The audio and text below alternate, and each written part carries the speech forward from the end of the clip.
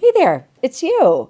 That's so ironic because I was just sitting here thinking about you and thinking about the difference between success and failure. Because I get this question all the time. Barry, you work with some of the biggest names in the speaker, author, coach, consultant space. And so you probably see it all the time. So you probably know the secret to what makes them uber successful.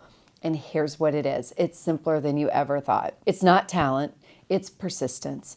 You don't have to be the thinnest. You don't have to be the prettiest. You don't have to be the richest. You don't have to be the most talented in order to have major success. You need to be persistent. You need to get out there and get started and believe in yourself.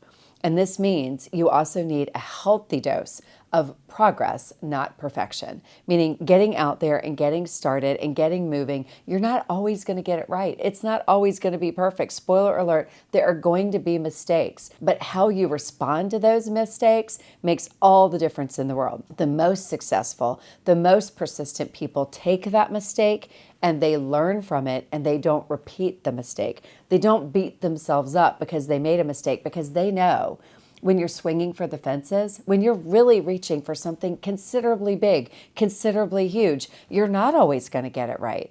And so how you respond to not getting it right makes the difference between staying stuck and beating yourself up and not moving forward and going, oh, there's something to be learned from that. Let me give you a quick example. Let's say you're watching a baby learn to walk and they teeter up and then they fall. And then they teeter up and then they fall. And you're standing back watching them going, you're really not good at this. And then you see them kind of go, oh, I bet if I crawled over to the sofa and pulled myself up, then I could do it. And they fall again. And you're thinking, oh my goodness, even with the sofa, you can't do this. And they keep trying it and they keep failing. Now you could stand there and you could say, I bet you're never going to learn to walk. I bet you're just going to crawl your way through life. I bet you're meant just to be someone who crawls. In fact, I'm going to adjust my expectations. No more walking, just crawling. That's how you're going to do it. You would never say that. You know that's ridiculous. You know that that is not how this works. So you would know that they will eventually use those mistakes to become a child who not only walks, who runs. And this is exactly the same for you. But I promise you, you say horrible things to yourself if you have one misstep, if you have one fall, if your dog barks while you're trying to record a video, right? You can't do that.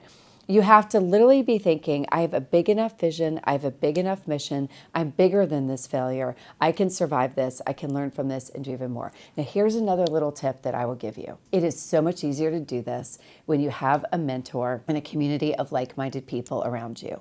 If you can find someone who's already figured out how to do what you want to do and invest your time, your money, and your resources in them as quickly as you can. I call this cutting a check for speed. And the smartest people I know in the business do this, because we could go out there and try to figure it out on our own and make all the mistakes, or we could say, wait a minute, you've already figured it out. How did you do it? Could I pay you to tell me how to do it? Because listen, this is the business you're in. You want your students to pay you to tell them how to do the thing you've already figured out. So model the practice that you want them to do by being super smart with your time, your resources, and your money, and finding people that you know, like, and trust who can show you the way. And then have the commitment and the persistence to show up again and again and again and again and again and again to actually get the job done. You know that your purpose is big. You know that your mission is important. You know the impact you're supposed to have on this world. You have a calling.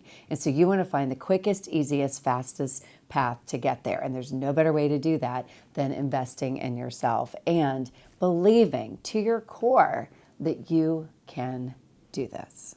If you like this content, I invite you to like, follow, or subscribe so that you can get more.